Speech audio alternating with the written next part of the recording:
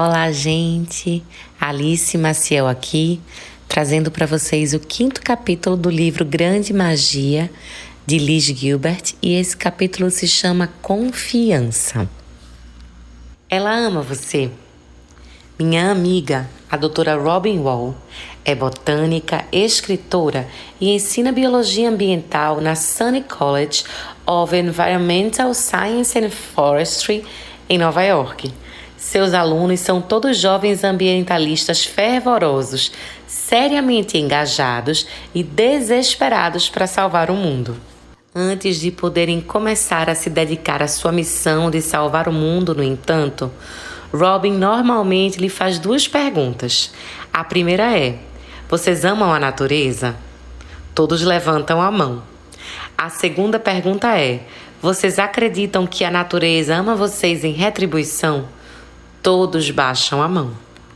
A essa altura, Robin lhes diz: então já temos um problema. O problema é o seguinte: esses jovens tão empenhados em salvar o mundo acreditam honestamente que a Terra é indiferente a eles. Acreditam que os humanos não passam de consumidores passivos e que nossa presença aqui neste planeta é uma força destrutiva. Só tomamos e tomamos sem oferecer em troca nada à natureza, nada que a beneficie. Acreditam que os seres humanos estão aqui por um acidente aleatório e que, portanto, a Terra não está aí nem aí pra gente. Nem é preciso dizer que os povos antigos não enxergavam as coisas assim. Nossos ancestrais sempre acreditaram em estar em um relacionamento emocional recíproco com o mundo à sua volta. Quer sentisse que estavam sendo recompensados ou punidos pela Mãe Natureza, pelo menos mantinham um diálogo constante com ela. Robin acredita que as pessoas hoje perderam a noção de diálogo, essa consciência de que a Terra está se comunicando conosco da mesma forma que nós estamos nos comunicando com ela. Em vez disso, aprendemos a acreditar que a natureza não nos ouve nem vê. Talvez por acharmos que ela não possui uma senciência inerente, o que, de certa forma, é um construto patológico, pois nega qualquer possibilidade de relacionamento. Mesmo a crença de uma mãe natureza punitiva é melhor do que a noção de que ela nos é indiferente. Pelo menos a raiva representa algum tipo de troca energética. Sem essa noção de relacionamento, Robin adverte seus alunos de que estão perdendo algo incrivelmente importante: o potencial de se tornarem co-criadores da vida. Nas palavras de minha amiga, a troca de amor entre a Terra e as pessoas traz à tona os dons criativos de ambos os lados. A Terra não é indiferente a nós, pelo contrário, reclama nossos dons em troca dos seus, a natureza recíproca da vida e da criatividade. Ou, para resumir em termos mais simples, a natureza fornece a semente, o homem fornece o jardim. Ambos são gratos pela ajuda do outro. Então Robin sempre começa por aí. Antes de poder ensinar a esses alunos como curar o mundo, ela precisa ensiná-los como curar a maneira como enxergam o mundo. Precisam convencê-los de que têm o direito de estar aqui. Para começo de conversa, mais uma vez, a arrogância do pertencimento. Precisa apresentar a eles o conceito de que podem de fato ser amados em retribuição pela entidade que tanto veneram, pela própria natureza que os criou. Porque de outra forma jamais dará certo. Porque de outra forma ninguém, nem a Terra, nem os alunos, nem qualquer um de nós jamais se beneficiará. A pior namorada de todos os tempos. Inspirada nessa noção, agora faço com frequência o mesmo tipo de pergunta a jovens aspirantes a escritores. Vocês amam escrever? Pergunto. É claro que amam, duh. Pergunto então. Vocês acreditam que a escrita ama vocês em retribuição? Eles me olham como se eu devesse ser internada em um hospício. É claro que não, respondem. A maioria afirma que a escrita é totalmente indiferente a eles. E se por acaso sentem de ter um relacionamento recíproco com a criatividade, esse relacionamento costuma ser profundamente doentio. Muitas vezes, esses jovens escritores afirmam que a escrita simplesmente os odeiam. A escrita mexe com suas cabeças, os atormenta e se escondem deles. Ela os pune, os destrói. A escrita acaba com eles de todas as maneiras imagináveis. Como descreveu um jovem autor que conheço, para mim, a escrita é como aquela menina linda, mas meio escrota, que você sempre idolatrou no colégio, mas ela só flertava com você por interesse. No fundo, você sabe que ela não presta e que deveria se afastar para sempre, mas ela sempre volta a seduzi-lo. E quando você acha que ela finalmente vai ser sua namorada, ela aparece na escola, de mãos dadas com o capitão do time de futebol, fingindo nem saber quem você é. Tudo o que você pode fazer é se fechar em uma cabine do banheiro e chorar. A escrita é cruel. Nesse caso, perguntei a ele: o que você quer fazer da vida? Quero ser escritor, ele respondeu. O vício do sofrimento. Está começando a ver como isso é doentio? Não são apenas os aspirantes a escritor que se sentem assim. Autores mais antigos, já bem estabelecidos, dizem exatamente as mesmas coisas sombrias sobre o próprio trabalho. Com quem você acha que os jovens autores aprenderam? Segundo Norman Mailer, cada um dos seus livros o matou um pouco mais. Philip Roth nunca deixou de falar sobre as torturas medievais que a escrita lhe infligiu durante a longa e sofrida carreira. Oscar Wilde se referia à existência artística como um longo e belo suicídio. Eu adoro Wilde, mas tenho dificuldade em enxergar o suicídio em algo belo. Aliás, tenho dificuldade em enxergar toda essa angústia como bela. E os escritores não são os únicos a se sentirem assim. Artistas visuais sentem o mesmo. Segundo o pintor francês Francis Bacon, os sentimentos de desespero e infelicidade são os mais úteis para um artista do que contentamento, pois o desespero e a infelicidade ampliam nossa sensibilidade. Atores se sentem assim, dançarinos se sentem assim e músicos, sem dúvida, também se sentem assim. Rufus Wainwright certa vez admitiu morrer de medo de estar em um relacionamento estável e feliz, pois sem o drama emocional de todas aquelas aventuras amorosas problemáticas, temia perder acesso ao lado negro da dor, que acreditava ser tão crucial para sua música. E é melhor nem começar a falar dos poetas. Basta dizer que a linguagem moderna da criatividade, desde os mais jovens aspirantes até os mestres reconhecidos, está impregnada de dor, desolação e transtornos. Inúmeros artistas trabalham em completa solidão física e emocional, isolados não só de outros seres humanos, mas também da fonte da própria criatividade. E, o que é pior, muitas vezes tem um longo relacionamento emocionalmente violento com o trabalho. Quer produzir algo? O conselho que lhe dão é: corte uma veia e deixe sangrar. Está na hora de editar o seu trabalho. Você é instruído a matar todos aqueles que lhe são queridos. Pergunte ao escritor como está indo o livro. E é possível que ele responda: finalmente quebrei a espinha dele essa semana. E isso se a semana tiver sido boa. Um conto admonitório. Uma das novas romancistas mais interessantes que conheço é uma jovem talentosa chamada Kate Arnold. Ela escreve como poucos, mas me contou que teve um bloqueio criativo durante anos em decorrência de algo que um professor de redação lhe disse. A menos que você sinta um desconforto emocional quando estiver escrevendo, nunca produzirá nada de valor. Entendo em parte o que o professor da Kate podia estar tentando dizer. Talvez a mensagem que pretendesse passar fosse algo como: não tenha medo de sair da zona de conforto para extrapolar seus limites criativos. Ou, nunca recue diante do desconforto que às vezes pode surgir durante o seu trabalho. Acho que são noções perfeitamente legítimas. Contudo, sugerir que ninguém jamais produziu arte de valor, a menos que estivesse passando por sérios transtornos emocionais, não só é mentira, como também é um tanto quanto doentio. Mas Kate acreditou. Em respeito e deferência ao professor, Kate levou aquelas palavras a sério e passou a aceitar a ideia de que se o processo criativo não a deixava angustiada, era porque estava fazendo alguma coisa errada.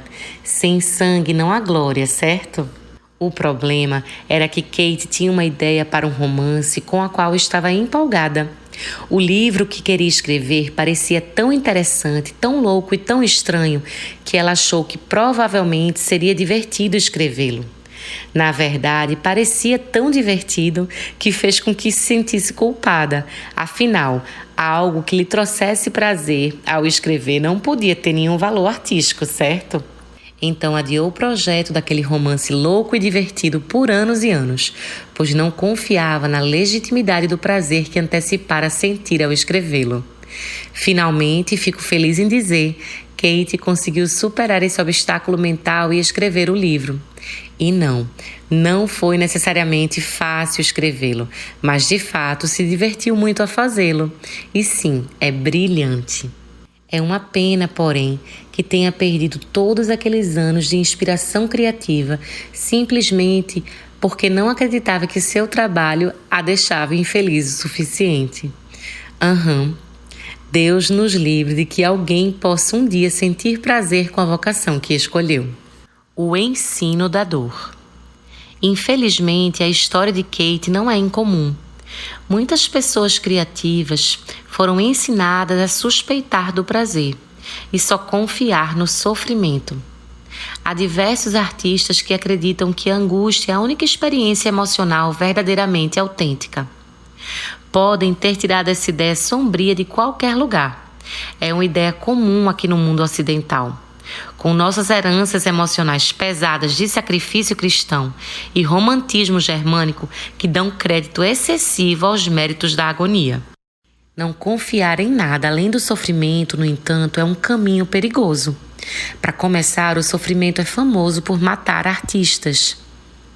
E mesmo quando não os mata, a dependência da dor pode deixá-los em tal estado de transtorno mental que acabam parando completamente de trabalhar.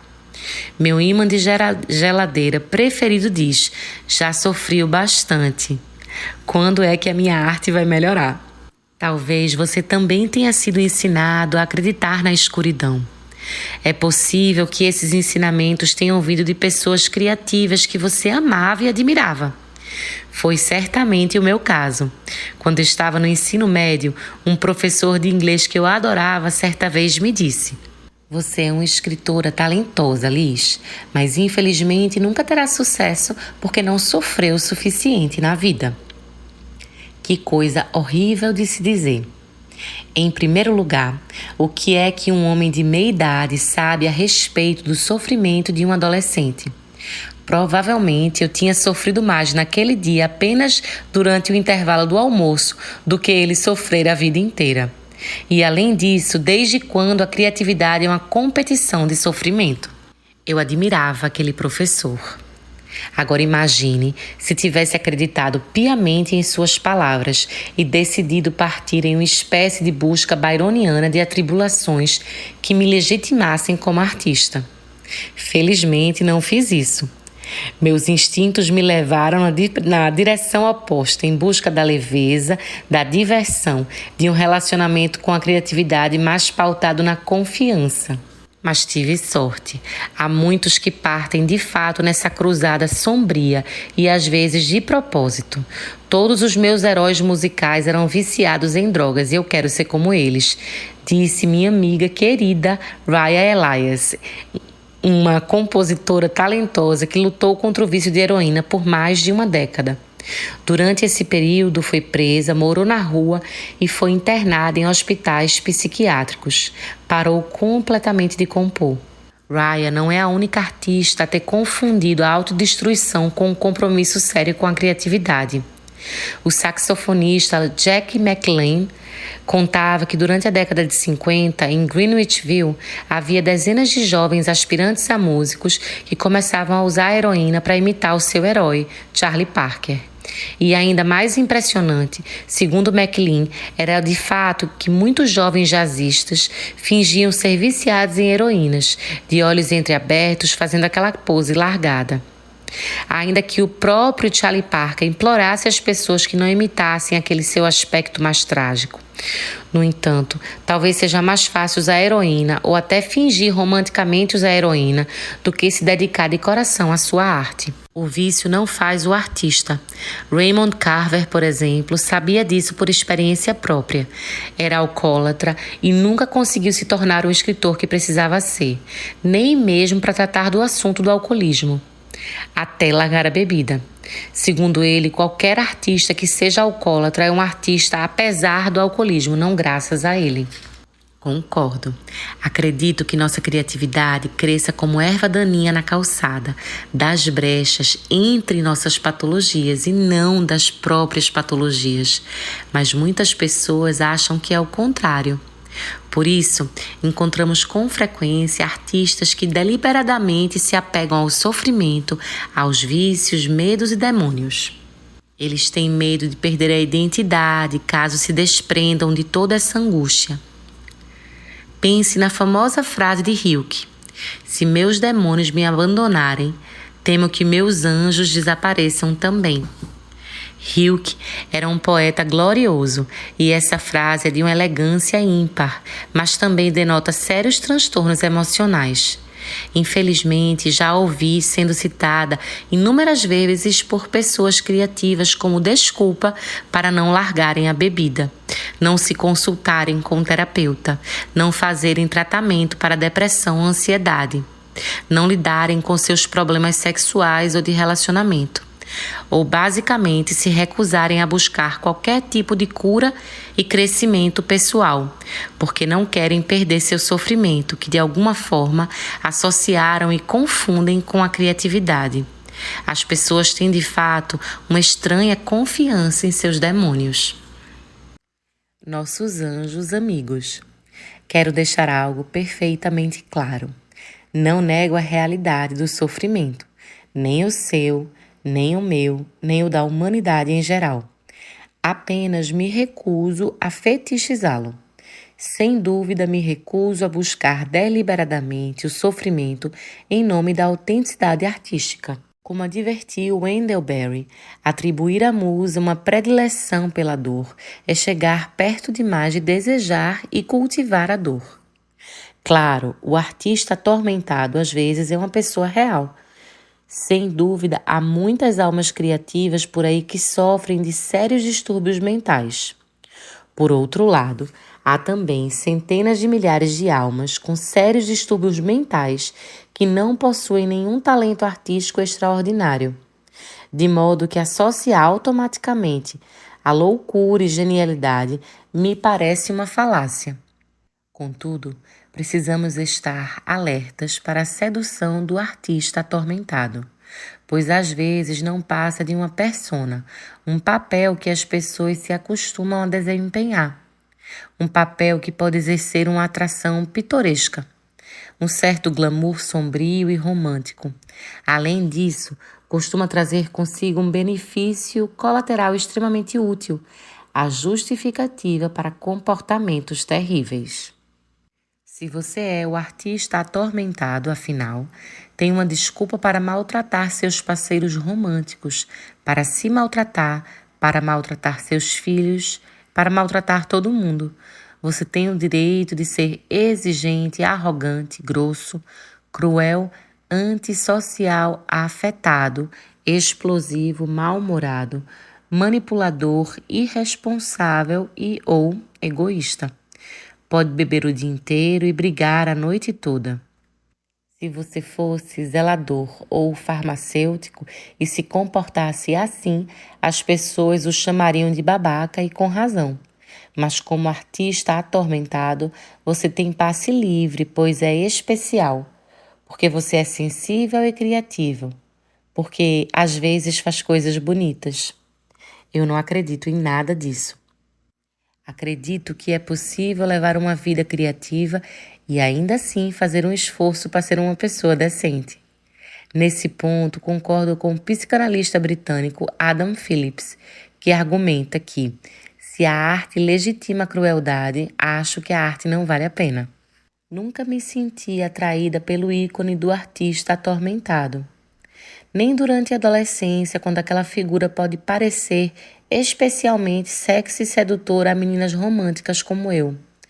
Não me atraía na época e até hoje não me atrai.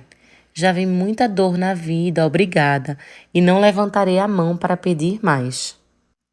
Também já convivi o suficiente com pessoas com distúrbios mentais para saber que a loucura não é algo a ser romantizado. Além disso, já passei por uma série de períodos de depressão, ansiedade e vergonha em minha vida para entender que esse tipo de experiência não é particularmente produtivo para mim. Não tenho um grande amor por meus demônios pessoais, nem sinto que lhes devo qualquer tipo de lealdade, pois nunca me foram úteis. Durante meus períodos de sofrimento e instabilidade, percebo que meu espírito criativo fica limitado e sufocado. Descobri que tenho muita dificuldade para escrever quando estou triste e que definitivamente não consigo escrever ficção quando estou infeliz. Em outras palavras, posso viver um drama ou posso inventar um drama, mas não tenho a capacidade para fazer ambos ao mesmo tempo. A dor emocional faz de mim o oposto de uma pessoa profunda. Deixa minha vida estreita, superficial e isolada. O sofrimento pega todo esse universo gigantesco e empolgante e o reduz ao tamanho da minha cabecinha triste. Quando meus demônios pessoais assumem um controle, sinto anjos criativos se afastarem. Assistem à luta de uma distância segura, mas ficam apreensivos. Além disso, vão ficando cada vez mais impacientes. É quase como se dissessem: moça, por favor, recomponha-se, ainda temos muito trabalho para fazer. Meu desejo de trabalhar, de colaborar com a criatividade da maneira mais íntima e livre possível. É meu maior incentivo pessoal para lutar contra a dor e levar a vida mais saudável e estável que puder. Mas isso é apenas graças àquilo em que decidi confiar: o amor. O amor acima do sofrimento, sempre. Escolha em quem confiar. Se, no entanto, decidir seguir outro caminho, se optar por confiar no sofrimento mais do que no amor, saiba que estará construindo sua casa em um campo de batalha. E quando tantas outras pessoas tratam o processo criativo como uma zona de batalha, não é de surpreender que haja tantas vítimas, tanto desespero, tanta escuridão e a que custo. Nem tentarei listar o nome de todos os escritores, poetas, artistas, dançarinos, compositores, atores e músicos que cometeram suicídio no último século ou que morreram muito antes do que deveriam, da mais lenta das táticas de suicídio, o alcoolismo. Quer saber os números? Basta procurar na internet, mas acredite, é uma quantidade assustadora. Esses prodígios perdidos eram infelizes por diversas razões, claro. Embora eu aposte que todos, pelo menos em algum momento da vida, amassem o seu trabalho. Contudo, se perguntassem a qualquer uma dessas almas talentosas, porém atormentadas, se acreditavam que o trabalho que os amava em retribuição, desconfio que a resposta seria não. Mas por que não os amaria? Esta é a pergunta que faço e acho que é uma resposta justa. Por que sua criatividade não amaria você? Ela veio até você, não veio? Se aproximou, conseguiu entrar em você, pedindo sua atenção e devoção. Encheu você de desejo de produzir coisas interessantes. A criatividade quis ter um relacionamento com você. Deve ter tido algum motivo para isso, certo? Você acredita honestamente que a criatividade se deu a todo esse trabalho de invadir a sua consciência só porque ela queria matar você? Isso não faz o menor sentido. Que benefício isso traria à criatividade? Quando Dylan Thomas morre, não há mais poemas de Dylan Thomas. Esse canal é silenciado para sempre e isso é terrível.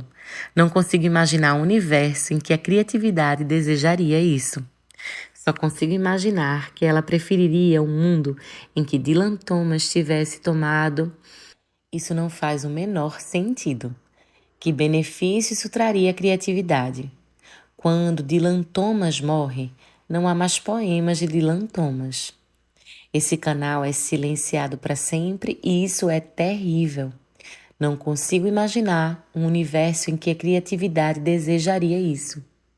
Só consigo imaginar que ela preferiria um mundo em que Dylan Thomas tivesse continuado vivendo e produzindo por um longo, longo tempo.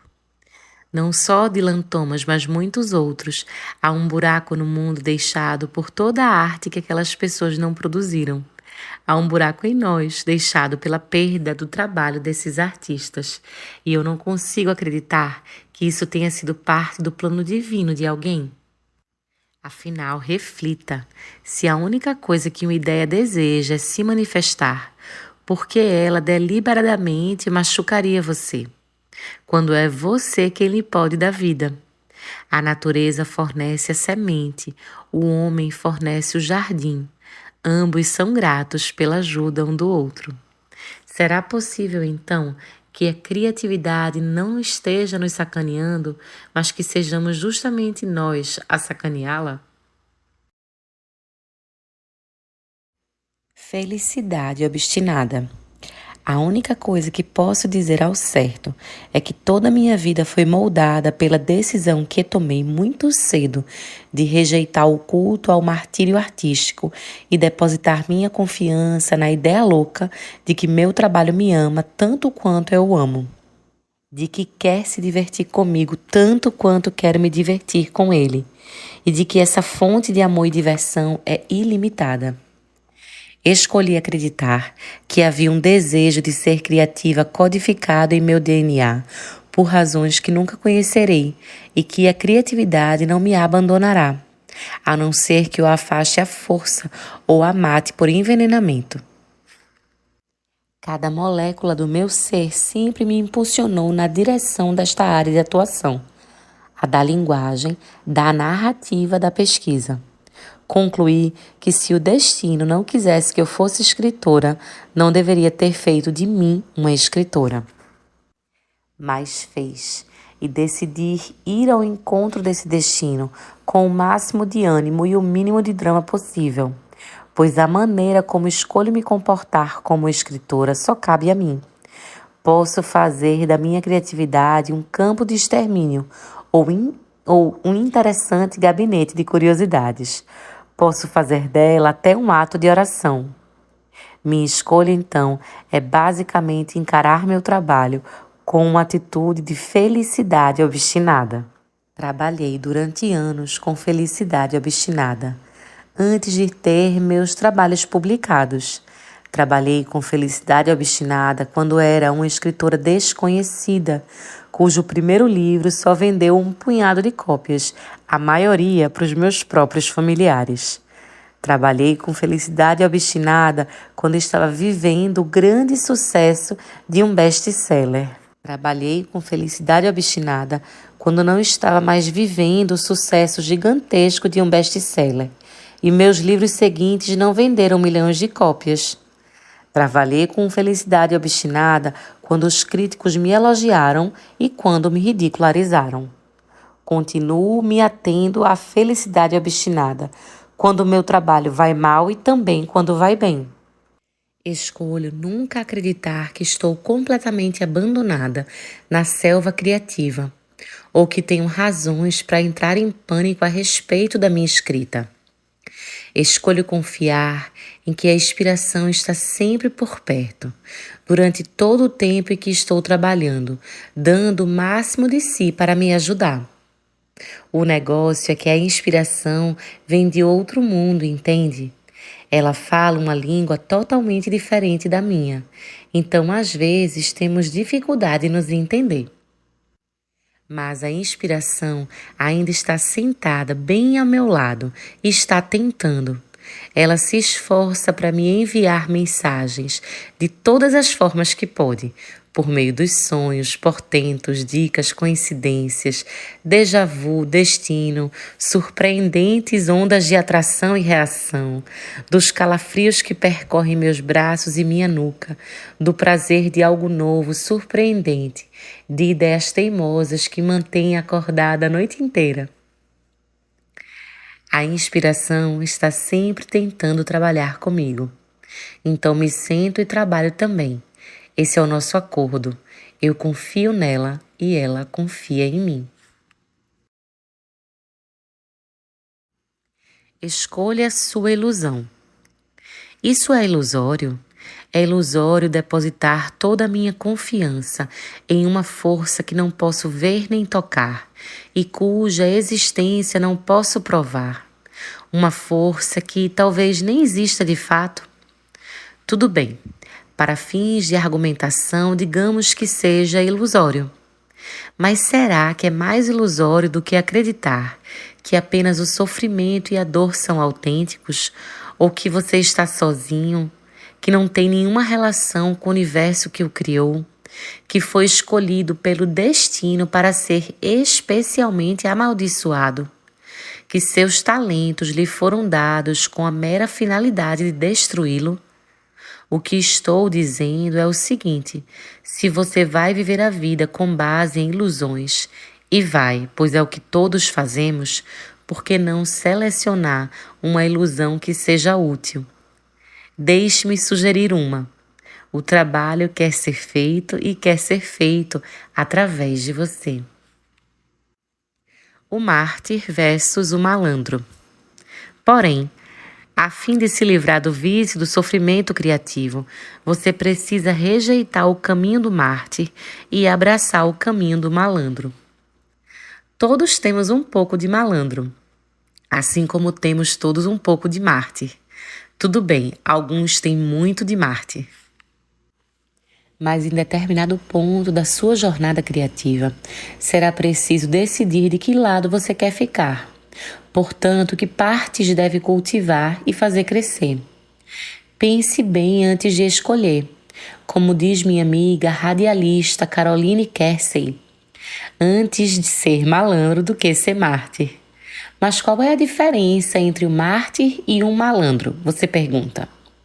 Eis aqui uma pequena cartilha. A energia do mártir é sombria, solene, machista, hierárquica, fundamentalista, austera, intransigente e profundamente rígida. A energia do malandro é leve, matreira, transgênero, transgressiva, animista, insubordinada, primal e está em constante e eterna mutação. O mártir diz: sacrificarei tudo para lutar esta guerra invencível, mesmo que isso signifique morrer esmagado sob uma roda de tormentos. O malandro diz: então tá, divirta-se. Quanto a mim, estarei ali naquele canto conduzindo uma pequena operação do mercado negro para tirar algum proveito da sua guerra invencível. O mártir diz: a vida é dor. O malandro diz: a vida é interessante. O mártir diz: o sistema é um jogo de cartas marcadas, onde tudo que é bom e sagrado sempre sai perdendo. O malandro diz: não existe sistema nenhum, tudo é bom e nada é sagrado.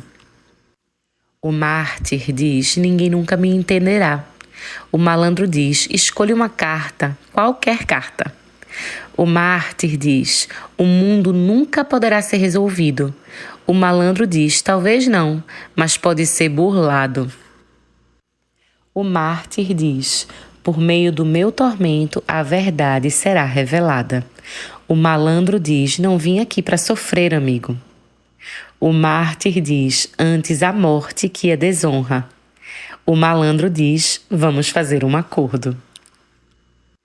O mártir sempre acaba morto sobre as ruínas da glória, enquanto o malandro sai por aí saltitante para aproveitar mais um dia.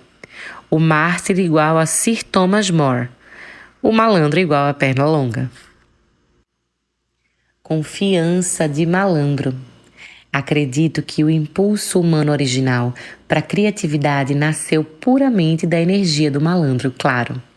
A criatividade quer virar o mundo trivial de cabeça para baixo e do avesso, o que é exatamente o que o malandro sabe fazer melhor. Mas em algum ponto, no decorrer dos últimos séculos, a criatividade foi sequestrada pelos mártires e desde então vem sendo mantida como refém em um campo de sofrimento. Para mim, essa reviravolta deixou a arte se sentindo muito triste. Sem dúvida, deixou muitos artistas se sentindo muito tristes. Eu diria que está na hora de devolver a criatividade aos malandros. O malandro é, obviamente, uma figura fascinante e subversiva. Mas, para mim, o mais maravilhoso em um bom malandro é que ele confia. Pode parecer contraintuitivo sugerir isso, pois tendemos a enxergar o malandro como alguém esquivo e de caráter duvidoso. Mas, na verdade, é cheio de confiança. Confia em si mesmo, obviamente. Confia na própria astúcia, no direito de estar aqui, na capacidade de se sair bem em qualquer situação. Em medida certa, claro, também confia nas pessoas, no sentido em que serão alvos fáceis para sua esperteza. Porém, acima de tudo, o malandro confia no universo, em seu caos, sua desordem, seu eterno fascínio. Por isso não sofre de ansiedade indevida, confia em que o universo está sempre brincando e especificamente que quer brincar com ele. Um bom malandro sabe que, se lançar alegremente uma bola em direção ao cosmos, ela será rebatida para ele. Talvez seja rebatida com força, talvez meio torta, talvez volte em uma saraivada de projéteis digna de um desenho animado, ou talvez só retorne no meio do ano seguinte. Porém, mais cedo ou mais tarde, aquela bola será jogada de volta para ele. O malandro espera que a bola retorne. A apanha e quando chega a lança mais uma vez em direção ao vazio, só para ver o que acontecerá.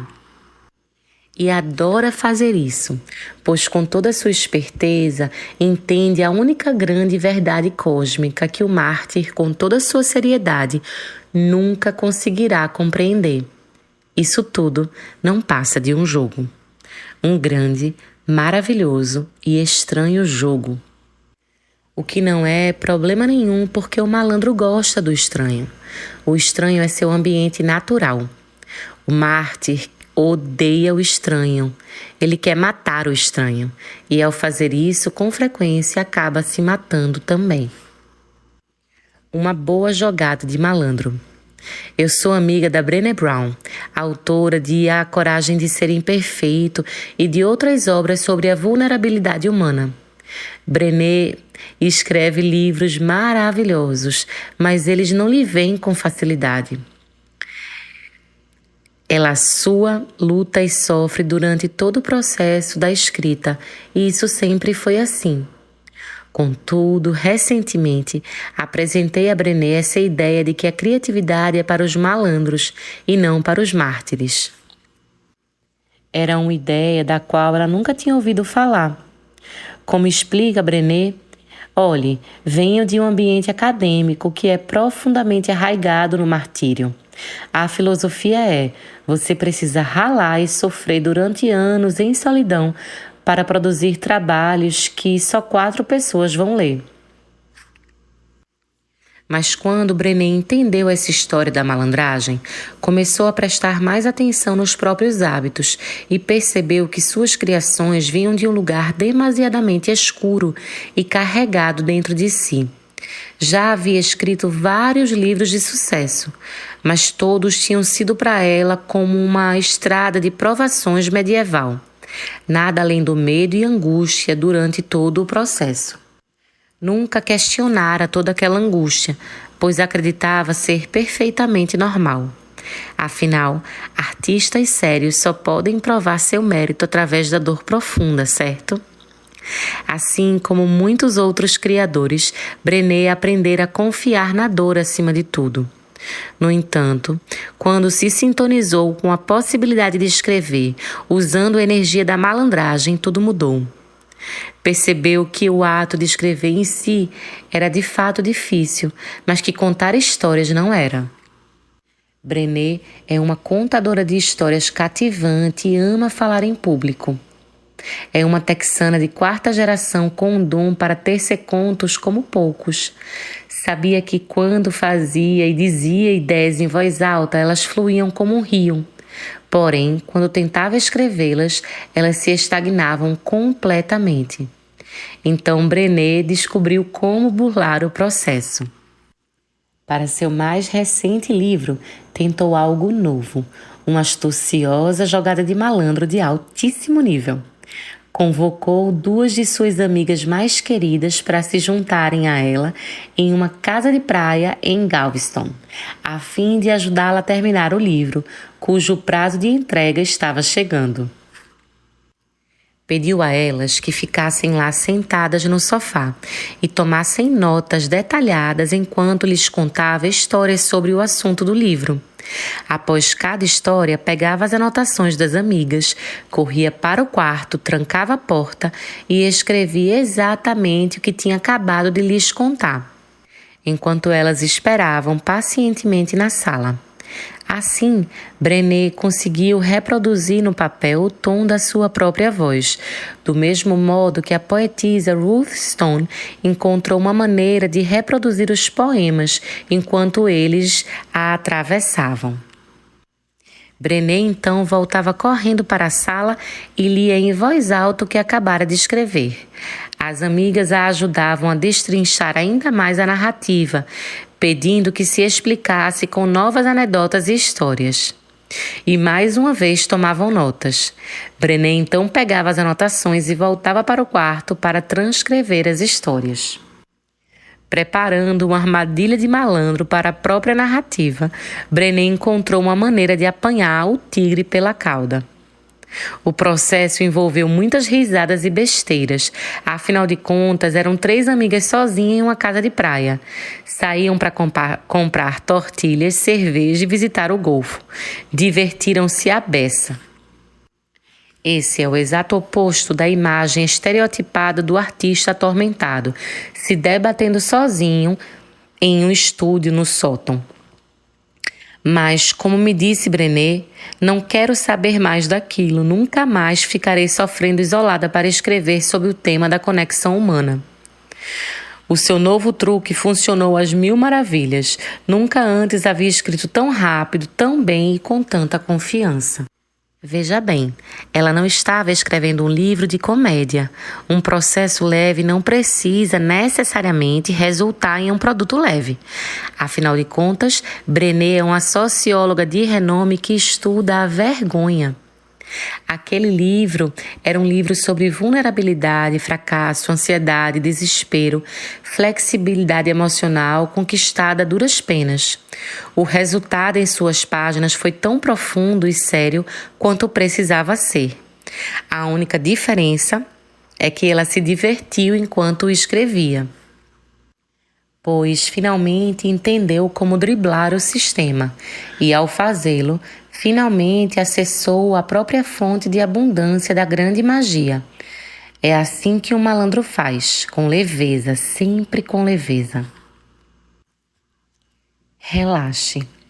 O primeiro conto que publiquei em 1993 na revista Esquire chamava-se Peregrinos. Contava a história de uma mulher que trabalhava em um rancho no Wyoming e tinha sido inspirado na minha experiência de trabalhar em um rancho no Wyoming. Como de costume, enviei o conto para diversas publicações, mesmo sem ter sido convidada a fazê-lo. Como de costume, todas o rejeitaram, exceto uma. Um jovem editor assistente da Esquire, chamado Tony Freund, resgatou meu conto da pilha de manuscritos e levou ao seu editor-chefe, um homem chamado Terry McDonald. Tony suspeitou que o chefe gostaria da história, pois sabia que sempre fora fascinado pelo oeste americano. Terry, de fato, gostou de Peregrinos e decidiu comprá-lo. Foi assim que tive minha primeira oportunidade como escritora. Era uma grande oportunidade. O conto estava programado para aparecer na edição de novembro na Esquire, que teria o Michael Jordan na capa. Um mês antes de a edição começar a ser impressa, contudo, Tony me ligou para dizer que havia um problema.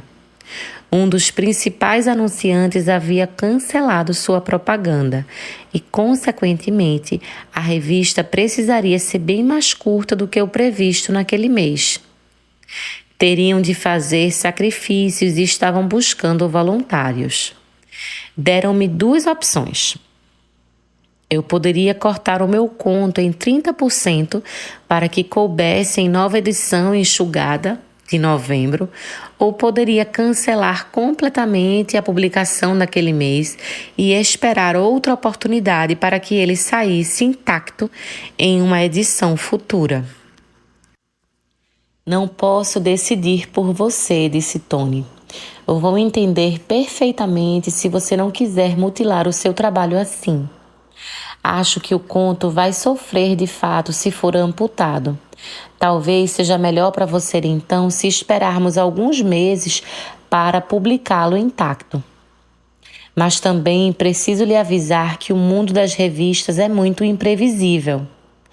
Talvez seja aconselhável aproveitar esta oportunidade. Se hesitar agora, é possível que o seu conto nunca seja publicado.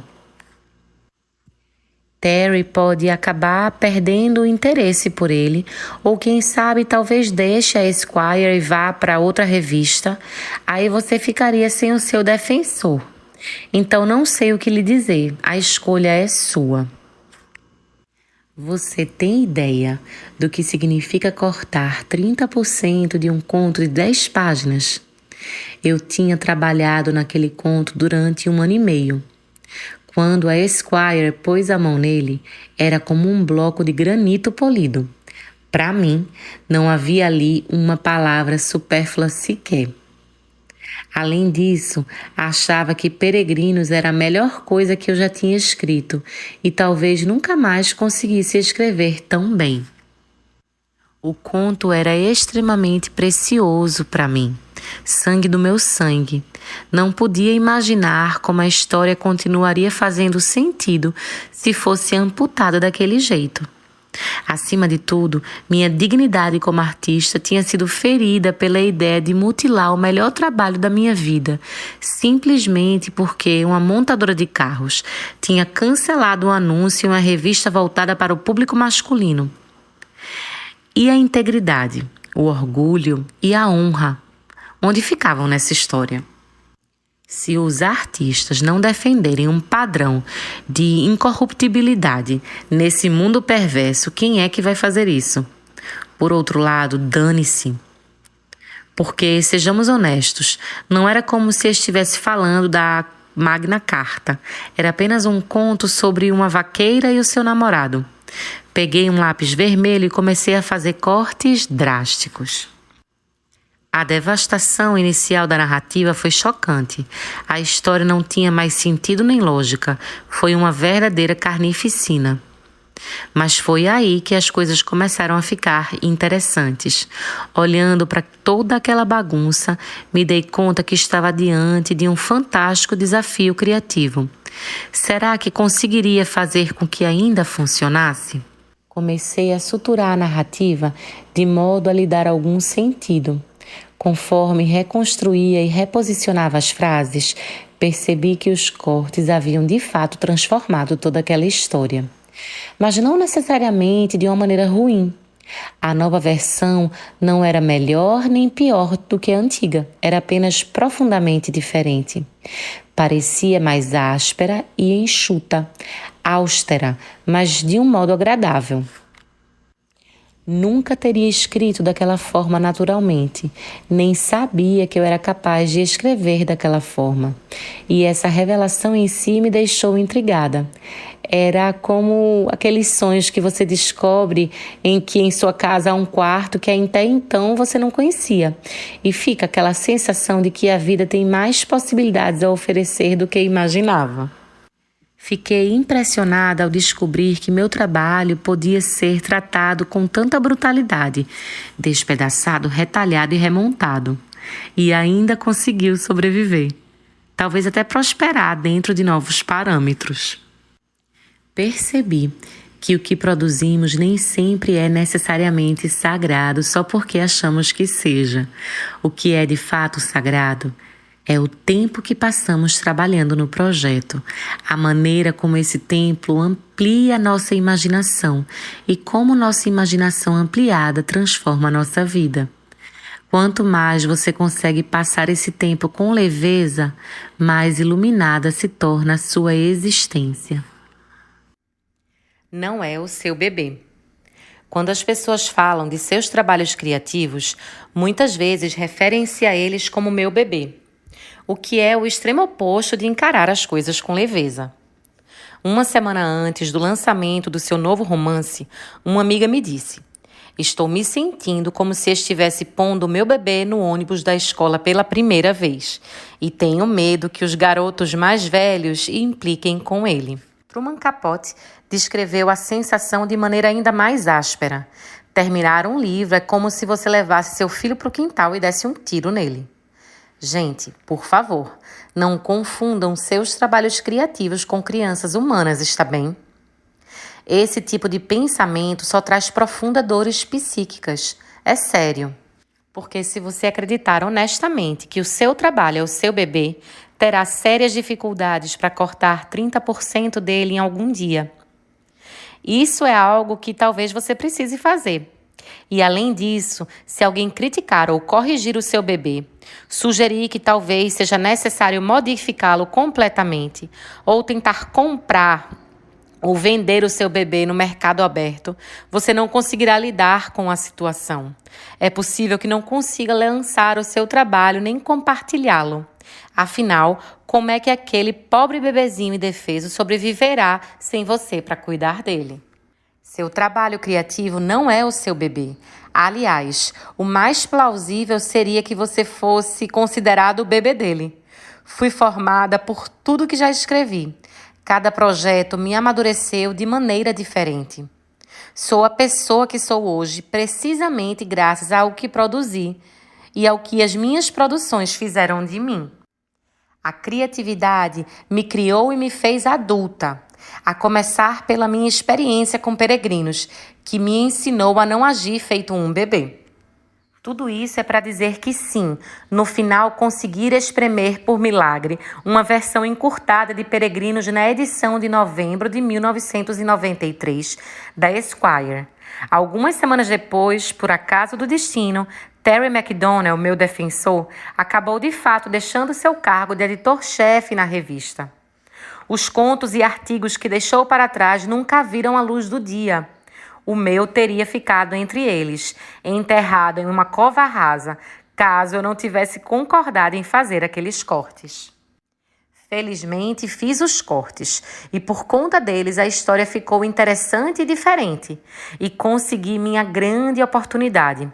Meu conto atraiu a atenção da agente literária com quem fechei contrato e que vem guiando minha carreira com graça e precisão há mais de 20 anos. Quando me lembro daquele incidente, estremeço só de pensar no que quase perdi. Se tivesse sido mais orgulhosa em algum lugar do mundo hoje, provavelmente no fundo da minha gaveta, haveria um conto chamado Peregrinos, de 10 páginas, que ninguém teria lido. Continuaria puro e intocado, como um bloco de granito polido, e talvez eu ainda estivesse trabalhando em um bar. Também acho interessante que depois que Peregrinos foi publicado na Esquire, eu nunca mais tenha pensado muito a respeito dele. Não era a melhor coisa que eu escreveria em toda a minha vida, nem de longe. Ainda tinha muito trabalho pela frente e decidi pôr mãos à obra.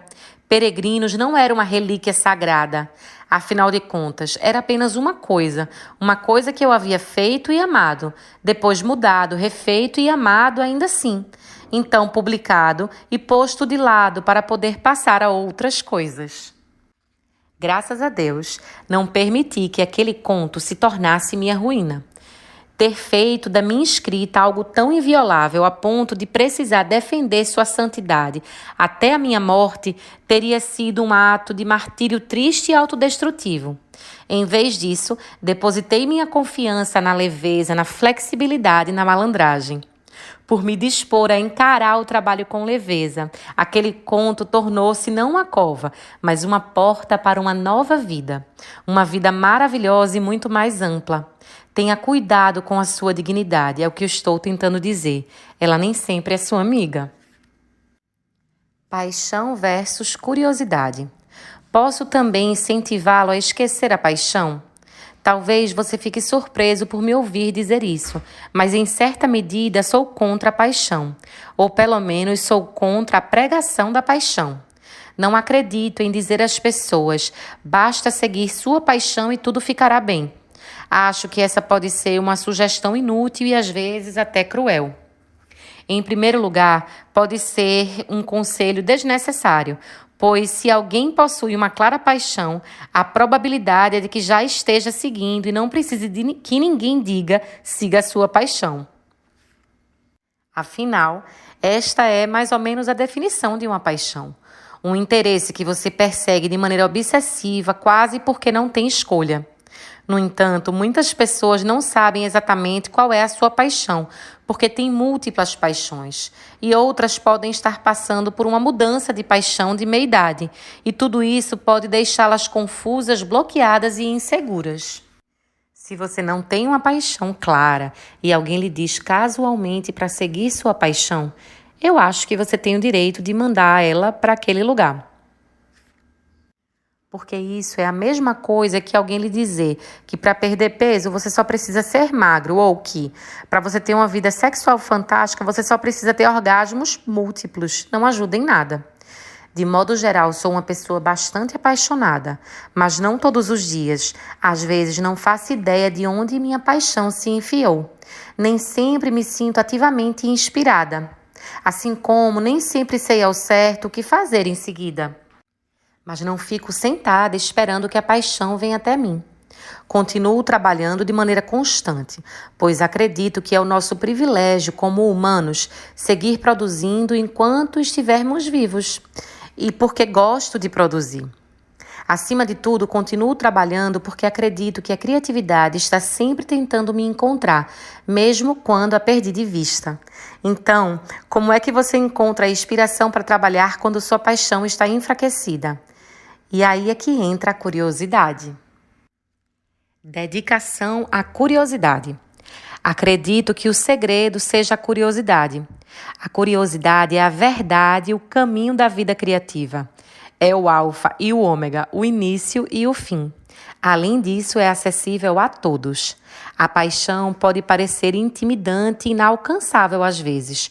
Uma torre de chamas distante, acessível apenas a gênios e escolhidos por Deus. Mas a curiosidade é uma entidade mais amena, mais tranquila, mais acolhedora e democrática. Os riscos da curiosidade também são bem mais baixos do que o da paixão. A paixão faz com que você se divorcie, venda tudo que tem, raspe a cabeça e se mude para o Nepal. A curiosidade não exige tanto, nem de longe. Na verdade, a curiosidade só lhe faz uma simples pergunta. Existe alguma coisa pela qual você se interessa? Qualquer coisa, mesmo que seja só um pouquinho, não importa quão pequena ou trivial. A resposta não precisa virar sua vida de cabeça para baixo, fazer com que você largue o emprego, forçá-la a mudar de religião, nem deixá-la em estado de fuga dissociativa. Só precisa prender sua atenção por um instante.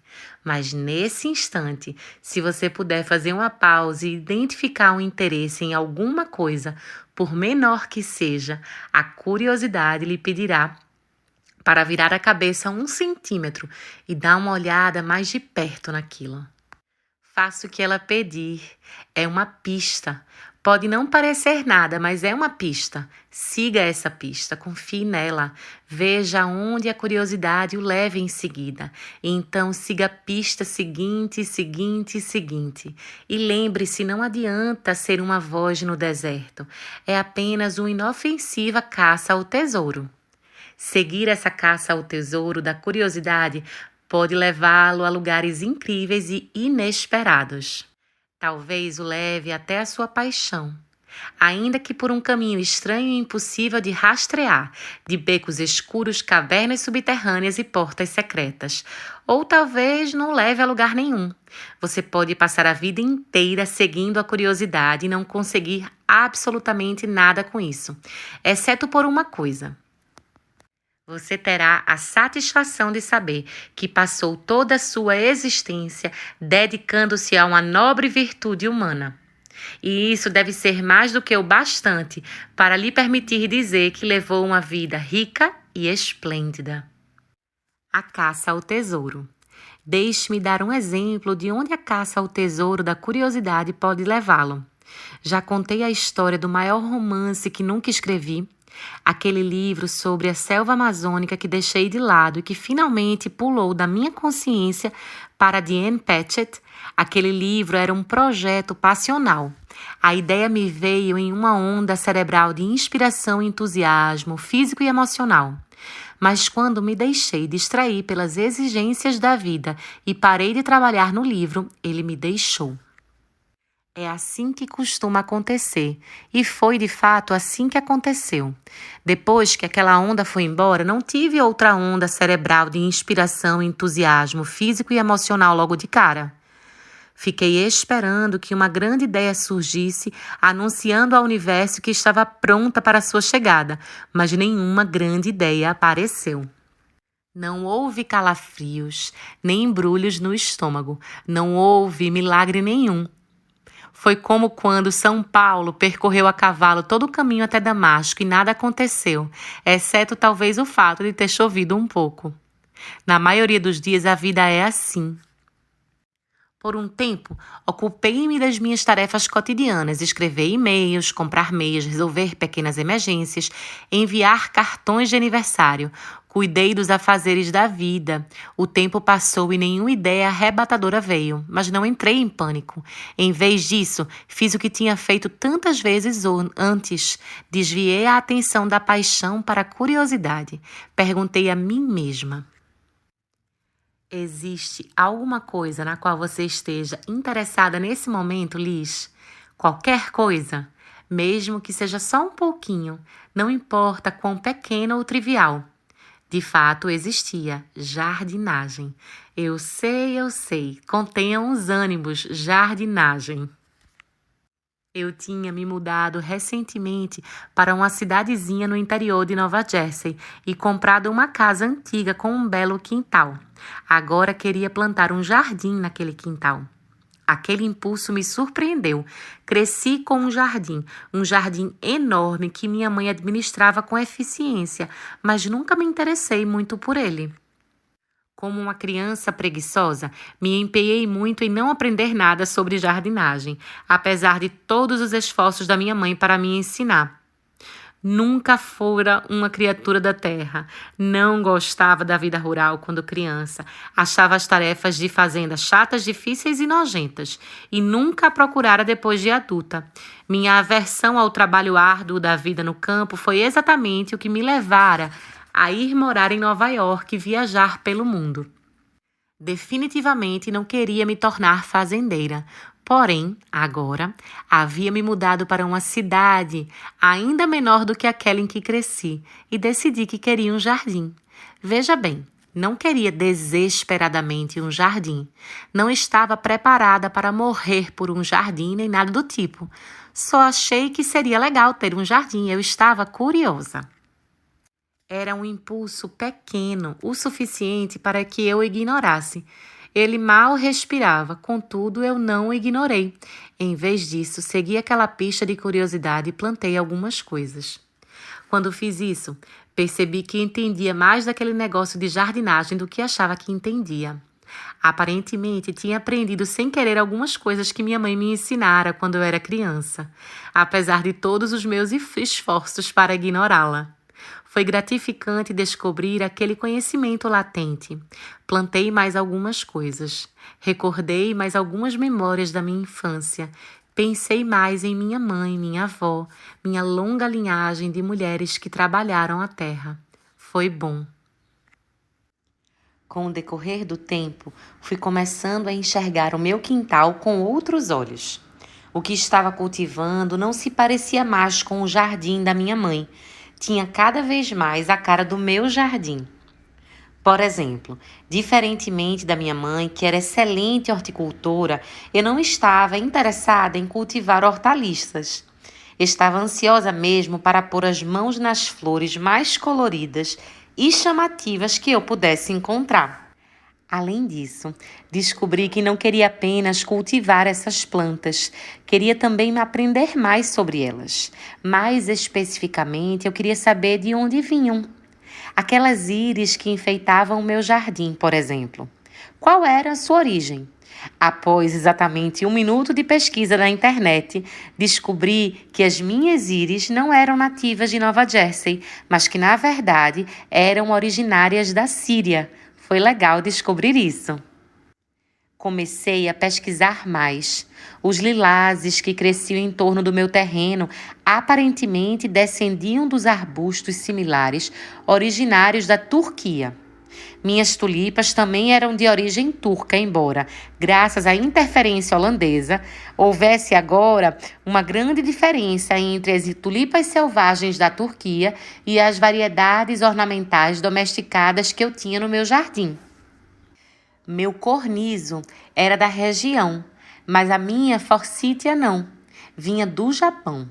Minha glicínia também vinha de muito longe. O capitão de um navio inglês a levara da China para a Europa e os colonos britânicos a trouxeram para o Novo Mundo, bem recentemente, na verdade. Comecei a verificar as origens de cada uma das plantas do meu jardim e a tomar notas de tudo que eu estava aprendendo. Minha curiosidade foi crescendo.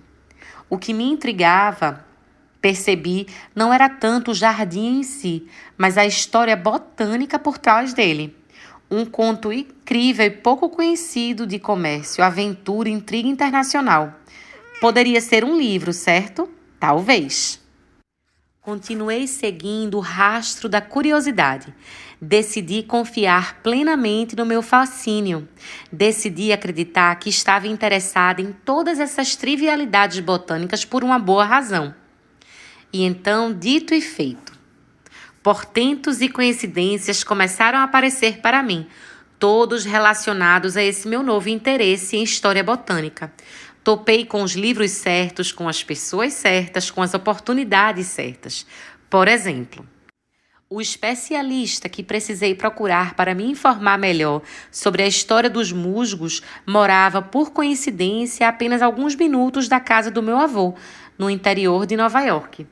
E um livro de 200 anos que eu havia herdado do meu bisavô continha a chave que eu estava procurando. Um personagem histórico cheio de vida, digno de ser floreado e inserido em um romance. Estava tudo bem ali na minha frente. Então, comecei a enlouquecer um pouco com aquilo. Minha busca por mais informações sobre exploração botânica acabou me levando a uma viagem ao redor do mundo. Do meu quintal, em Nova Jersey, às bibliotecas hortícolas da Inglaterra, das bibliotecas hortícolas da Inglaterra aos jardins fitoterápicos medievais da Holanda, dos jardins medievais fitoterápicos da Holanda às cavernas cobertas de musgo da Polinésia Francesa. Após 3 anos de pesquisas, viagens e investigações, finalmente me sentei para começar a escrever A Assinatura de Todas as Coisas, um romance sobre uma família fictícia de exploradores botânicos do século XIX. Era um romance que eu nunca havia planejado escrever. Começou com quase nada. Não me joguei de cabeça naquele livro. Fui me aproximando aos poucos, uma pista após a outra. Mas quando finalmente desviei o foco da caça ao tesouro e comecei a escrever, estava completamente apaixonada pela história das explorações botânicas do século XIX. 3 anos antes, nem sequer tinha ouvido falar das explorações botânicas do século XIX. Tudo que eu queria era um jardinzinho em meu quintal. Mas agora estava escrevendo uma história enorme sobre plantas, ciência, evolução, abolição, amor, perda e a jornada de uma mulher rumo à transcendência intelectual. Então funcionou. No entanto, só funcionou porque eu disse sim a todas as pistas de curiosidade que percebi à minha volta. Isso também é a grande magia. É a grande magia em uma escala mais contida, mais lenta. Mas não se engane, ainda é a grande magia. Você só precisa aprender a confiar nela. Tudo se resume ao sim. É interessante. Os criadores que mais me inspiram, portanto, não são necessariamente os mais apaixonados, mas sim os mais curiosos. A curiosidade é o que nos mantém trabalhando de maneira constante, enquanto outras emoções mais inflamadas vêm e vão. Gosto do fato de Jess Carroll escrever um novo romance a cada 3 minutos. E sobre assuntos completamente diferentes, porque tantas coisas parecem fasciná-la.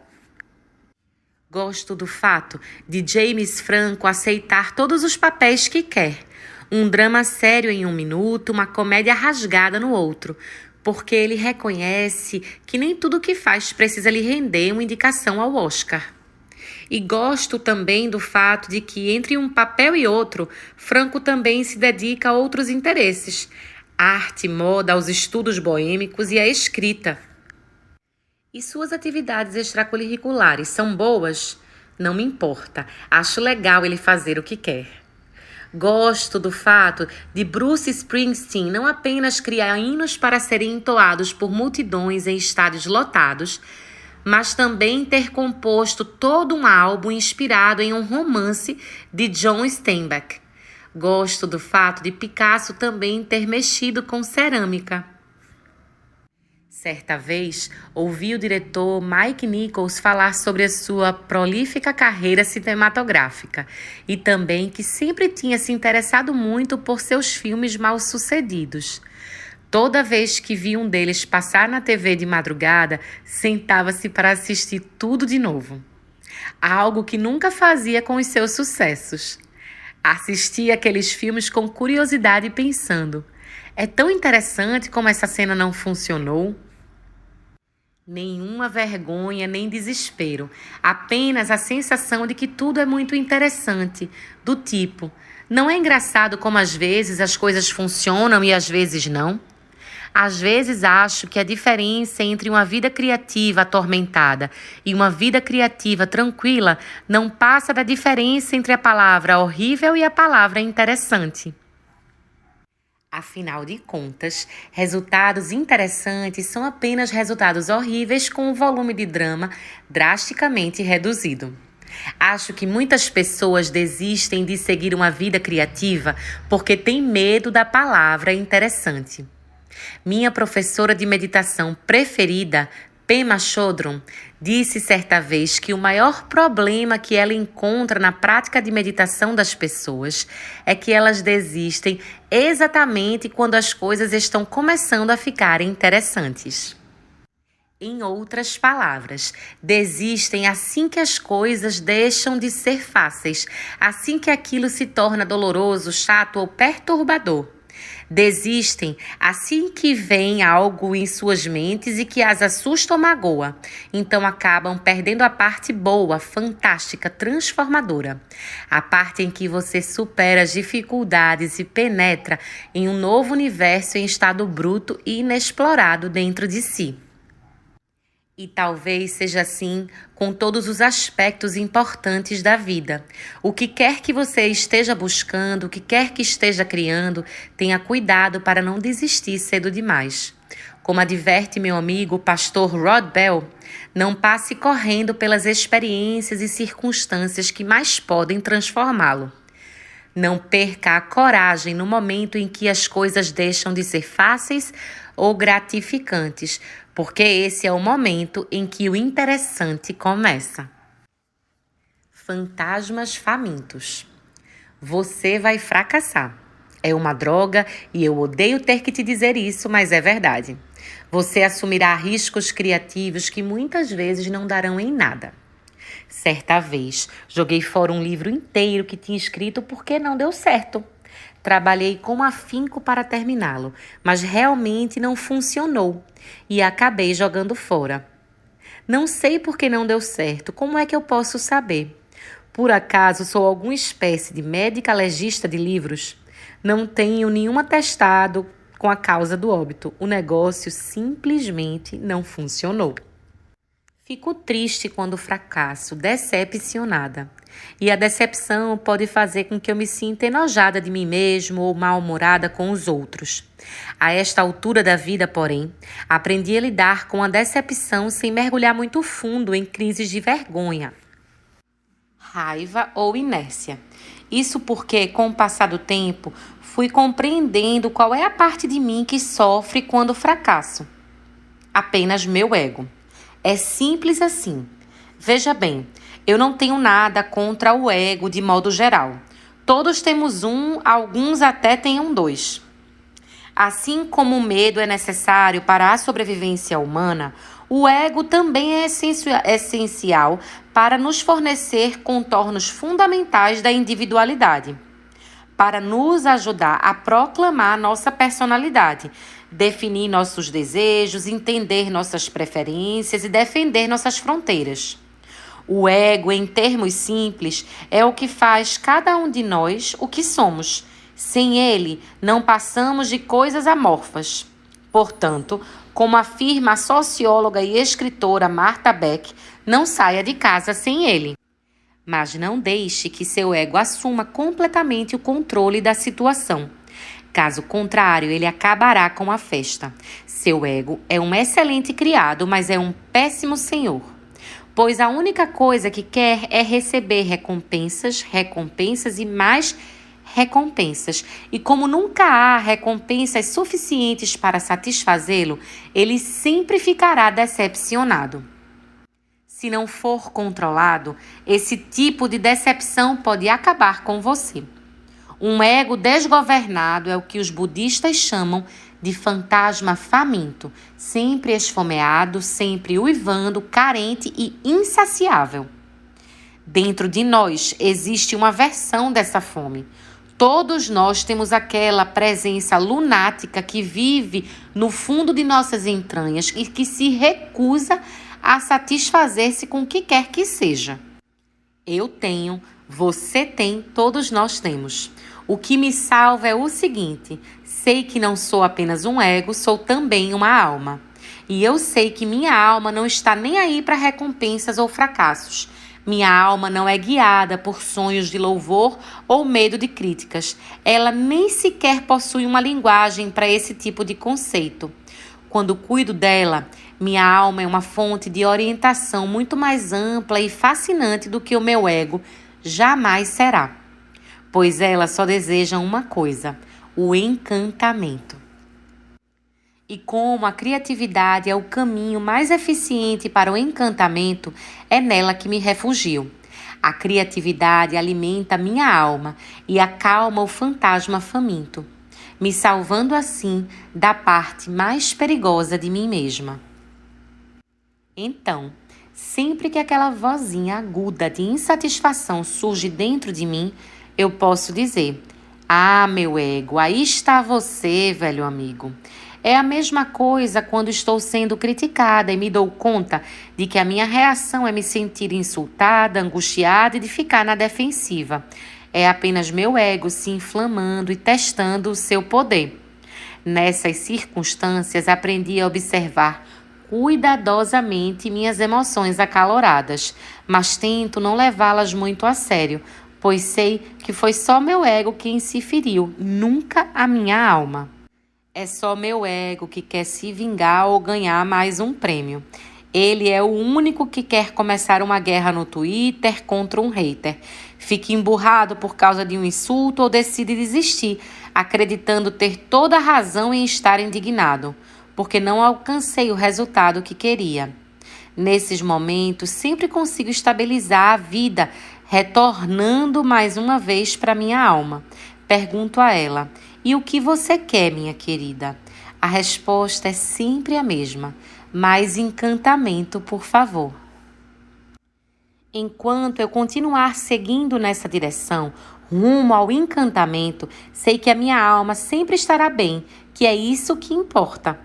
E como a criatividade ainda é para mim a maneira mais eficaz de acessar o encantamento, é ela a minha escolha. Escolho bloquear todas as distrações e os ruídos externos e internos e sempre voltar à criatividade. Pois sem essa fonte de encantamento sei que estou condenada. Sem ela, meu destino é vagar para sempre pelo mundo em um estado de perpétua insatisfação. Nada além de um fantasma uivante, preso em um corpo feito de carne em lenta decomposição. E para mim, isso não serve. Faça outra coisa. Então, como é que você se livra do fracasso e da vergonha para seguir levando uma vida criativa? Em primeiro lugar, perdoe-se. Se fez alguma coisa que não deu certo, deixa para lá. Lembre-se de que você é apenas um principiante, ainda que esteja trabalhando em sua arte há 50 anos. Aqui, somos todos principiantes e morreremos todos principiantes. Então, deixe para lá. Esqueça o último projeto e vá procurar o próximo de coração aberto. Quando eu escrevia para a revista GQ, meu editor-chefe, Art Cooper, certa vez me pegou para ler um artigo no qual eu vinha trabalhando havia 5 meses. Um relato profundo de uma viagem à Sérvia que lidava com questões políticas e que, aliás, custou uma pequena fortuna à revista. 1 hora depois, ele voltou e me disse o seguinte: isto não está nada bom e nunca vai ficar. Parece que você não tem a capacidade para escrever esta história. Não quero que perca nem mais um minuto nisso. Passe imediatamente ao próximo projeto. O que foi bastante abrupto e chocante, mas minha nossa, que eficiência.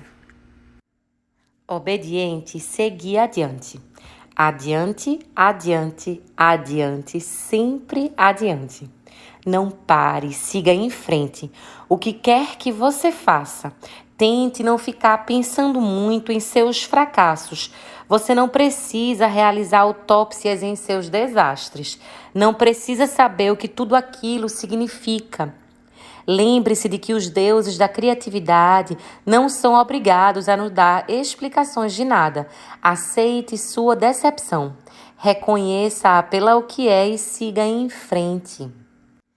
Faça picadinho do fracasso. Use-a como isca para tentar fisgar outro projeto. Pode ser que um dia tudo passe a fazer sentido, porque você precisou passar por toda essa bagunça para chegar em um lugar melhor. Ou talvez nunca venha a fazer sentido, que seja. Siga em frente mesmo assim. O que quer que aconteça, mantenha-se ocupada. Sempre sigo esse conselho sábio do Robert Burton, estudioso do século XVII, a respeito de como sobreviver à melancolia. Não fique isolado, não fique parado. Encontre algo para fazer. Qualquer coisa, mesmo que seja um tipo completamente diferente de trabalho criativo, só para esquecer a angústia e a depressão. Certa vez, quando estava tendo dificuldades com o livro, me matriculei em um curso de desenho só para abrir algum outro tipo de canal criativo na minha mente. Não sei desenhar muito bem, mas isso não importava. A única coisa que importava era que eu estava me mantendo em comunicação com o trabalho artístico de alguma forma. Estava futucando meus próprios botões, tentando alcançar a inspiração de qualquer maneira possível. Finalmente, após ter desenhado o suficiente, a escritora começou a fluir. Einstein chamava essa tática de jogo combinatório, a exploração de um canal mental para abrir outro. É por isso que ele costumava tocar violino quando estava tendo dificuldades para resolver um problema matemático. Após algumas horas de sonatas, normalmente conseguia encontrar a resposta que ele procurava. Creio que parte da estratégia do jogo combinatório está em diminuir os riscos para assim acalmar o ego e os medos. Tive um amigo que, quando jovem, foi um talentoso jogador de beisebol, mas acabou não aguentando a pressão e baixou o seu rendimento em campo. Então, abandonou o beisebol e começou a jogar futebol. Não era um grande jogador, mas gostava do esporte, e quando fracassava, ele não ficava arrasado, pois seu ego podia se tranquilizar dizendo a si mesmo que aquele não era o seu jogo. Tudo o que importava era o fato de estar fazendo alguma atividade física, algo que o trouxesse de volta à própria pele, que o fizesse parar de se preocupar e lhe permitisse recuperar uma sensação de desenvoltura corporal. Enfim, foi divertido. Após um ano jogando futebol só por diversão, voltou ao beisebol e de repente se deu conta de que ainda conseguia jogar, melhor e com mais leveza do que nunca. Em outras palavras, se você não conseguir fazer o que quer, vá fazer alguma outra coisa. Vai passear com o cachorro, catar o lixo que encontrar na rua em frente da sua casa. Vá passear de novo com o cachorro, fazer uma torta de pêssego. Pintaram as pedrinhas com esmalte colorido e colocá-las em uma pilha. Você pode achar que isso é procrastinação, mas com a intenção certa não é, é movimento. E qualquer movimento é melhor que a inércia, pois a inspiração sempre será atraída para o movimento. Então, acene os braços, faça alguma coisa, produza alguma coisa, qualquer coisa. Chame atenção para si com algum tipo de ação criativa. Acima de tudo, confie que se criar uma comoção gloriosa o bastante, mais cedo ou mais tarde a inspiração voltará a encontrá-la. Pinte a sua bicicleta. O poeta, escritor e crítico australiano Clive James teve uma história perfeita sobre como certa vez, durante um período particularmente ruim de seca criativa, foi levado a escrever novamente. Após um enorme fracasso, uma peça escrita para os palcos londrinos, que não só foi massacrada pela crítica, mas também arruinou financeiramente sua família e lhe custou vários amigos queridos, James se afundou em um pântano de depressão e vergonha. Depois que a peça saiu de cartaz, não fazia nada além de ficar sentado no sofá, olhando para a parede, envergonhado e humilhado, enquanto a esposa se virava para segurar as pontas e cuidar da família. Ele não conseguia imaginar como encontraria coragem para voltar a escrever. Após um longo período de depressão, contudo, as filhas pequenas de James finalmente interromperam seu processo de luto com um pedido trivial. Perguntaram ao pai se ele poderia fazer alguma coisa para deixar suas bicicletas de segunda mão um pouco mais bonitas. Cumprindo seu dever de pai, ainda que não estivesse muito contente, James atendeu ao pedido, forçou-se a deixar o sofá e deu início ao projeto. Primeiro, pintou cuidadosamente as bicicletas de vermelho vivo. Depois, cobriu o raio das rodas de prateado e pôs listras enviesadas nos suportes dos bancos. Mas não parou por aí. Quando a tinta secou, começou a espalhar centenas de minúsculas estrelinhas prateadas e douradas pelas bicicletas, formando um campo de constelações primorosamente detalhadas. As meninas foram ficando impacientes para que ele terminasse, mas James se deu conta de que simplesmente não conseguia parar de pintar estrelas. Estrelas de 4 pontas, de 6 pontas e as raríssimas estrelas de 8 pontas, com pontinhos em volta.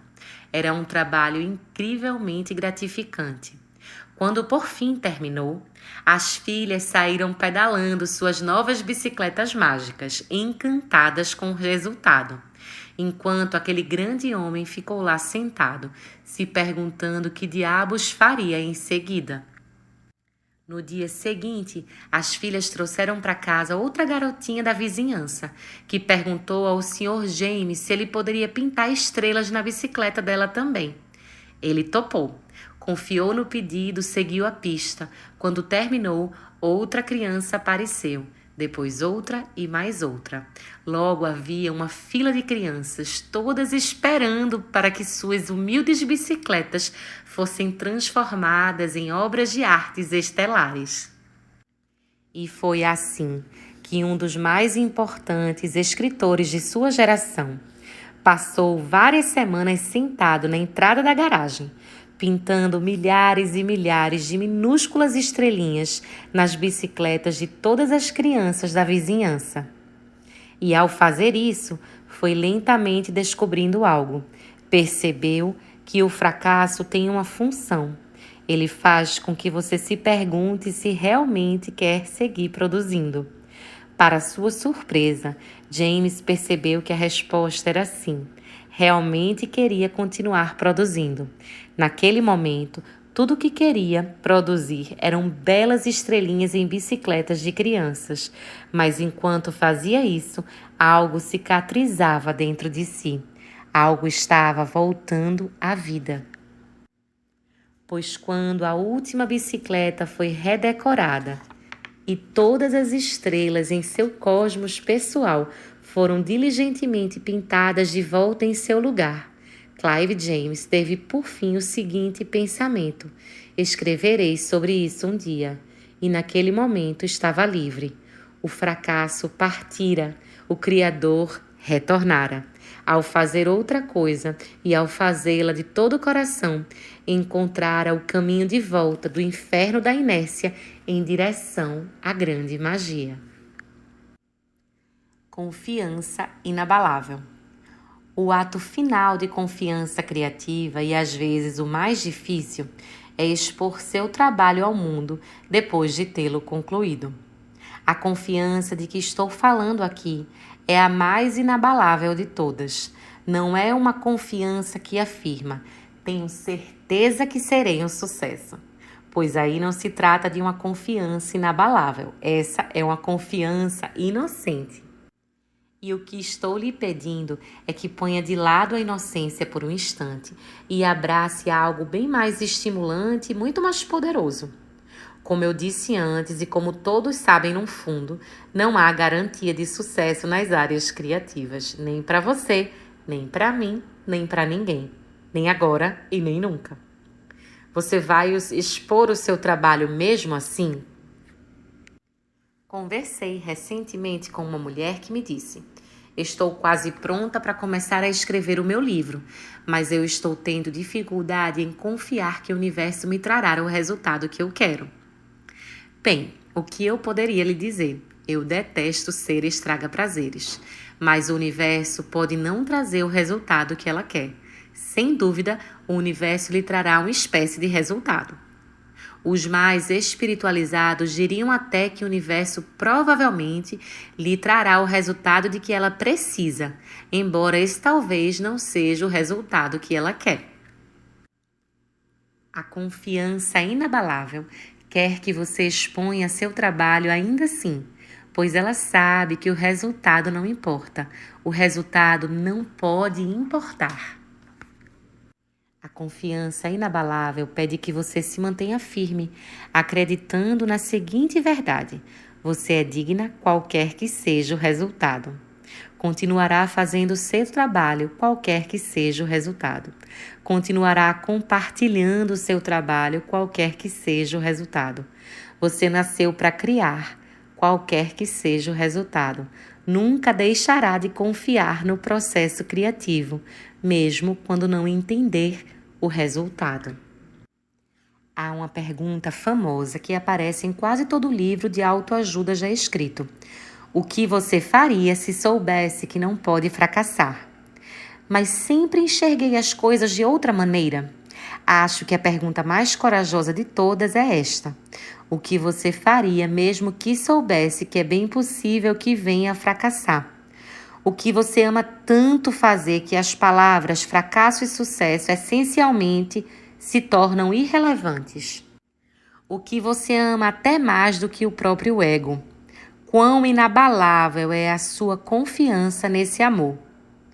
Você pode contestar essa ideia de confiança inabalável, pode se opor a ela, pode querer socá-la e chutá-la, pode exigir saber dela. Por que eu deveria me dar ao trabalho de produzir alguma coisa quando é possível que eu não consiga nenhum resultado? A resposta normalmente virá com um travesso sorriso de malandro, porque é divertido, não é? De qualquer forma, o que mais você fará com o seu tempo aqui na Terra? Não produzir nada? Não fazer coisas interessantes? Não seguir seu amor e a sua curiosidade? Afinal de contas, sempre existe essa possibilidade. Você tem livre-arbítrio e se a vida criativa se tornar difícil demais ou não for gratificante o suficiente para o seu gosto, você pode parar quando quiser. Mas sejamos francos, é isso mesmo que quer fazer? Ora, pense bem. E depois, o que é que acontece? Caminhe de cabeça erguida. Certa vez, 20 anos atrás, eu estava em uma festa conversando com um rapaz cujo nome não recordo, ou talvez nunca me tenha sido dito. Às vezes acho que aquele homem entrou na minha vida com a finalidade única de me contar esta história, que desde então me serve de inspiração. Era uma história sobre seu irmão mais novo, que estava tentando se tornar artista.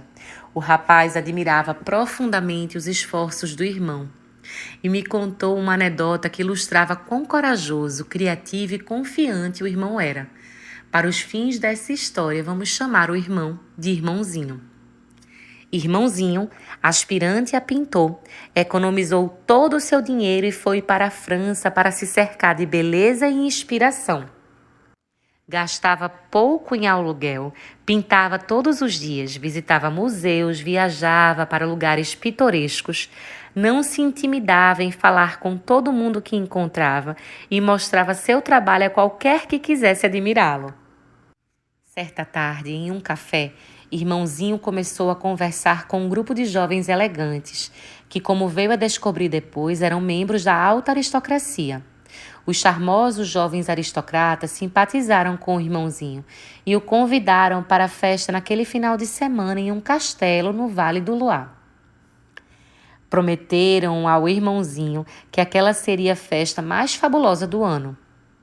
Lá estariam ricos e famosos, além de vários membros da realeza europeia. E o melhor de tudo seria um baile de máscaras e ninguém economizaria nas fantasias. Seria imperdível. Prepare sua fantasia, disseram, e junte-se a nós. Animado, o Irmãozinho trabalhou a semana inteira em uma fantasia que estava certo seria um arraso. Percorreu Paris em busca de materiais e não poupou nos detalhes nem a audácia da sua criação.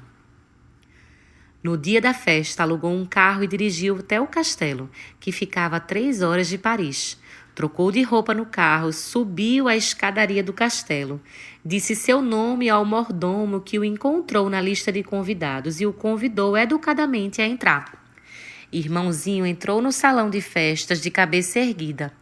Foi quando percebeu imediatamente seu erro. Era de fato uma festa fantasia. Seus amigos não haviam se enganado. Mas ele tinha perdido um detalhe na tradução. Era uma festa fantasia temática e o tema era uma corte medieval. Irmãozinho estava fantasiado de lagosta. À sua volta, as pessoas mais ricas e lindas da Europa, vestidas com adereços dourados, elaboradas roupas de época, adornadas com magníficas joias de família, esbanjavam elegância, enquanto valsavam ao som de uma orquestra primorosa. Irmãozinho, por outro lado, vestia um colã vermelho, meia calça vermelha, sapatilhas de balé vermelhas e gigantescas garras de espuma vermelha, sem falar em seu rosto, que também estava pintado de vermelho. Essa é a parte da história em que preciso explicar que irmãozinho era bem magrelo. Tinha mais de 1,80 m de altura e com longas antenas que levava na cabeça parecia ainda mais alto. Era também, claro, o único americano do salão. Ficou parado no topo da escadaria por um momento longo e constrangedor. Quase saiu correndo de vergonha. Correr de vergonha parecia ser a resposta mais digna àquela situação. Mas não correu. De alguma maneira conseguiu encontrar forças para ficar. Afinal de contas, não tinha chegado até ali, dado um duro danado para fazer aquela fantasia, e estava orgulhoso dela. Respirou fundo e caminhou até a pista de dança. Mais tarde, irmãozinho contou que sem a experiência de artista aspirante não teria tido a coragem e a liberdade para ser tão vulnerável e absurdo. Algo na vida já o havia ensinado a simplesmente dar a cara à tapa. Aquela fantasia era o que ele havia feito, afinal de contas. Então era aquilo que estava trazendo para a festa. Era o melhor que tinha. Era tudo o que tinha. Então decidiu confiar em si mesmo, confiar em sua fantasia, confiar nas circunstâncias. Enquanto atravessava a multidão de aristocratas, um silêncio se abateu sobre a festa. As pessoas pararam de dançar. A orquestra parou de tocar. Os outros convidados se reuniram em torno de irmãozinho. Finalmente, alguém lhe perguntou de que diabos ele estava fantasiado. Irmãozinho fez uma longa reverência e anunciou em tom solene: "Eu sou a lagosta da corte." E todos começaram a rir. Não um riso zombeteiro, mas sim alegre. Eles o amaram sua doçura, sua esquisitice, suas gigantescas garras vermelhas, sua bunda magrela naquela chamativa meia calça de lycra. Ele era o malandro entre eles e foi a alma da festa. Naquela noite, irmãozinho acabou até dançando com a rainha da Bélgica. É assim que se faz, gente. Nunca criei nada na vida que não me fizesse sentir, em determinado ponto, como se fosse aquele cara que acabou de entrar em um baile elegante, vestido com uma fantasia de lagosta feita em casa. Mas você precisa entrar naquele salão a si mesmo e de cabeça erguida. Você criou aquilo, então tem o direito de mostrá-lo. Nunca peça desculpas, nunca dê explicações, nunca se envergonhe da sua criação. Você fez o melhor que pôde com o conhecimento e os materiais que tinha e no tempo que lhe foi disponibilizado. Você foi o convidado e compareceu. Não há nada mais que você possa fazer. Talvez você seja posto para fora, talvez não. Na verdade, é provável que não. O salão de festas normalmente é mais acolhedor e solidário do que você imagina. Alguém pode até achar você brilhante e incrível. Você pode até acabar dançando com um membro da realeza, ou talvez acabe tendo que dançar sozinho no canto do castelo, sacudindo no ar suas enormes e desajeitadas garras de espuma vermelha. Tudo bem, às vezes é assim. O que você absolutamente não deve fazer é dar meia volta e ir embora. Caso contrário, perderá a festa. E isso seria uma pena, pois, acredite, não chegamos tão longe, nem fizemos todo esse esforço só para perder a festa no último momento.